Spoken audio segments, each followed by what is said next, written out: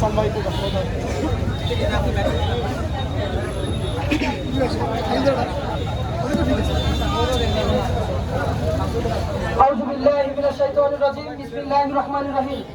সংগ্রামী উপস্থিতি, জুলাই গণঅভ্যুত্থানের দ্বিতীয় বর্ষপূর্তি উপলক্ষে আজকের এই গণভোটের রায় ও জুলাই সনদ বাস্তবায়ন উপলক্ষে সুন্দরগঞ্জ উপজেলা শাখা কর্তৃক আয়োজিত আমাদের মাঝে এই আগস্ট মাসে স্বৈরাচার হাসিনা আমাদের কাছ থেকে পতন হয়ে দিল্লিতে চলে গেছে, ঠিক কিনা?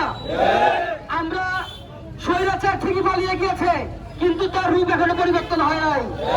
মানুষ চলে গিয়েছে, কিন্তু তার রূপ এখনো আমরা পরিবর্তন দেখতে পাই নাই।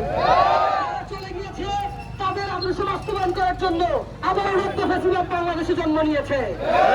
এবার যে আমাদের মাঝে আজকে এই বিক্ষোভ মিছিল থেকে কথা নিয়ে আসবেন বাংলাদেশ ইসলামী ছাত্র শিবির সুন্দরগঞ্জ আদর্শ থানা শাখার সংগ্রামী সভাপতি শাহিন সরকার ভাই।